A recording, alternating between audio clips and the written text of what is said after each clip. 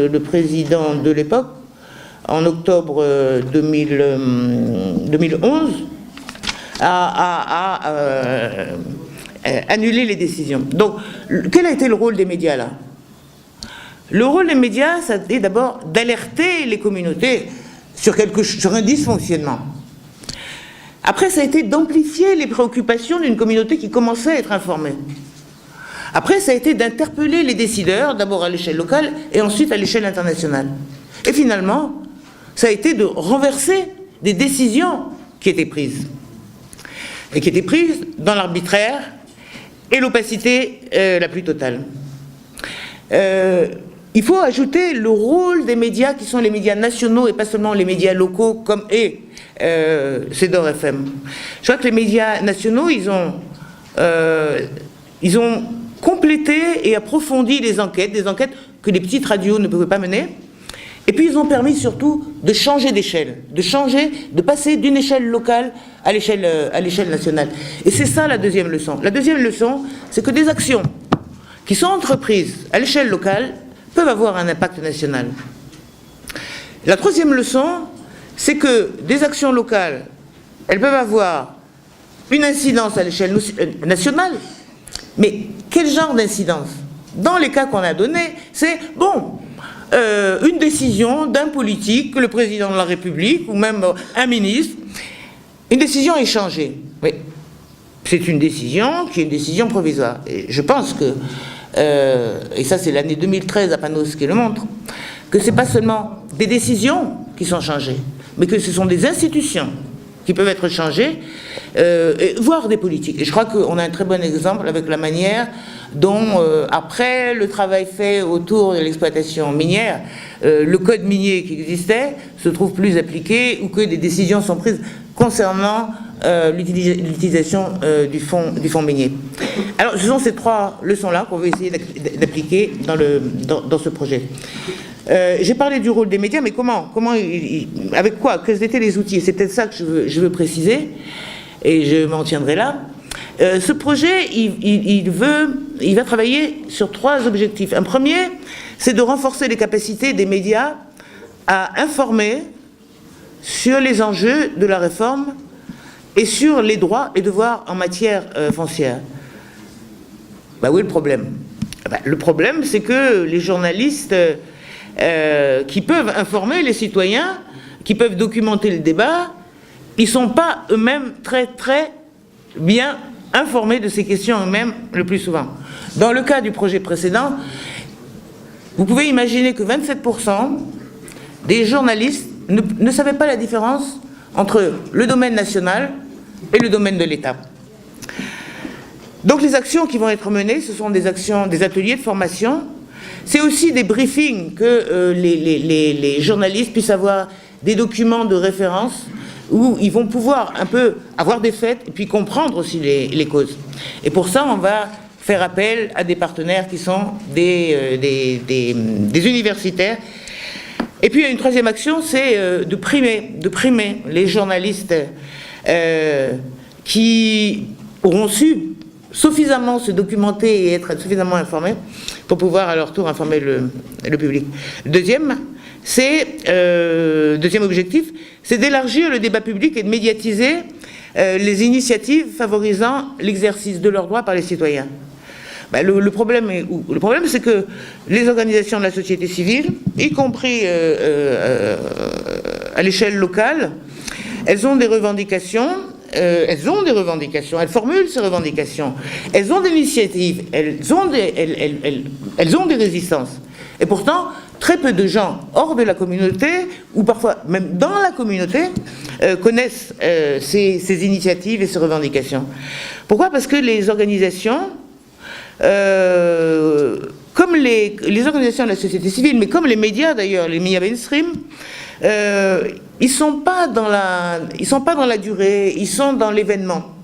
Et donc les actions que l'on veut mener, c'est d'une part développer les témoignages des citoyens marginalisés, particulièrement des femmes, des jeunes, donc des témoignages sur le problème, mais aussi sur leurs initiatives. On veut également, ce qu'on a fait dans les projets précédents, organiser des débats radio. Il y a eu près d'une centaine de débats radio organisés dans les années précédentes, donc à l'échelle locale, mais cette année, enfin dans ce nouveau projet, des débats radio, mais aussi des débats télévisés, et donc pas seulement locaux, mais nationaux. Une chose aussi, on disait, bon, les médias, comme les organisations de la société civile, elles sont dans l'immédiat, dans ce qui se passe maintenant, et puis bon, après, on oublie. Les médias sont dans le sensationnel, et les organisations sont le nez sur le guidon. Et comment on suit les décisions, comment on suit l'action des politiques? Et donc, ce qui est envisagé là, c'est une action de suivi des parlementaires, à la fois par les journalistes. Il faut qu'un journaliste, un réseau de journalistes parlementaires qui existe réellement, et puis il faut aussi que les citoyens soient en mesure de suivre les engagements que leurs députés ont pris pour eux.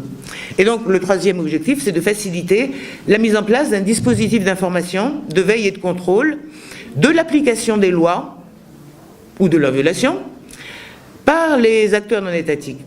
Le problème là, c'est que les initiatives, elles ne sont pas partagées.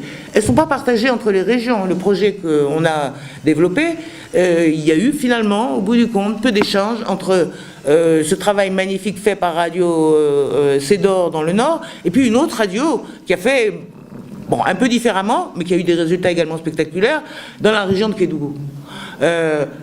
Aujourd'hui, quelle relation il y a entre la Convention des jeunes de Kolda et Sigil Digen? Quelle relation il y a entre le CNCR et Panos? Et donc, il existe pourtant des outils de partage et de veille, et ils ne sont pas utilisés. Les médias sociaux sont un outil fantastique. Je crois que dans d'autres pays, je crois que c'est le Ghana, les médias sociaux sont utilisés pour suivre, dénoncer les violences qui sont faites aux femmes. Donc on peut utiliser cet outil-là sur n'importe quel sujet qui nécessite une alerte et une veille. Et donc c'est ça que Panos voudrait développer, renforcer les capacités des organisations de la société civile à utiliser les médias sociaux. En conclusion, bon, je crois que le Sénégal, j'étais à une réunion l'autre jour et j'entends, oh, le Sénégal c'est un pays, c'était international, le Sénégal est un pays très en avance dans les processus de décentralisation, de gouvernance participative. Et c'est un modèle, non seulement en Afrique, mais c'est un modèle dans le monde. En théorie, c'est vrai. Il en va différemment dans la réalité, et c'est parce que ce modèle de décentralisation, il est aussi en avance dans la malgouvernance, et ça c'est quelque chose qu'on peut transformer, et c'est un peu le but de ce projet-là. Et c'est un défi, donc c'est une chance unique, hein, de faire en sorte que peut-être pas immédiatement à l'issue du projet, quand on conjugue nos forces, mais ça devrait contribuer à ce que le Sénégal soit un pays qui devienne une référence aussi, et je crois qu'il l'est à l'échelle locale avec les exemples que j'ai donnés, où les citoyens parviennent à influencer les politiques, et où les citoyens parviennent à faire reconnaître et à exercer leurs droits. Bref, un modèle de gouvernance démocratique sur le foncier. Je crois que c'est ça qu'il faudrait que nous réussissions. Et il n'y a que dans la coopération qu'on peut y parvenir. Donc, je voudrais, pour cette initiative, on se retrouvera dans 3 ans, mais auparavant, je voudrais déjà remercier l'Union européenne pour l'appui qu'elle nous a donné pour ce projet. Elle nous soutient aussi sur d'autres projets régionaux, mais elle nous donne la chance là de développer un petit peu les leçons et les hypothèses. Je voudrais remercier aussi le chef de cabinet du ministre de la Gouvernance, parce qu'il est là en tant que représentant de l'État aussi, et je crois que sa présence témoigne d'une volonté de l'État à un dialogue politique avec les acteurs non étatiques sur cette question de la gouvernance. Je veux remercier évidemment les partenaires, certains d'entre eux sont de vieux partenaires dans la région de Kédougou, dans la région de Matam. Ce qui est intéressant, c'est qu'on va avoir de nouveaux partenaires, notamment avec le CNCR et le CONGAD, mais aussi avec une nouvelle catégorie d'acteurs que sont les chercheurs d'un groupe de l'Université de Saint-Louis. Et puis, je ne peux pas résister à la volonté de remercier publiquement Libas Anne. Libas Anne, ça a été un petit peu celui qui a porté toute cette expérience dont on tire aujourd'hui les leçons depuis 2006, donc dans les différentes régions du Sénégal. C'est lui qui va encore porter ce projet, donc je veux le remercier d'avance. J'espère que je ne vends pas la peau de l'ours avant de l'avoir tué. Merci.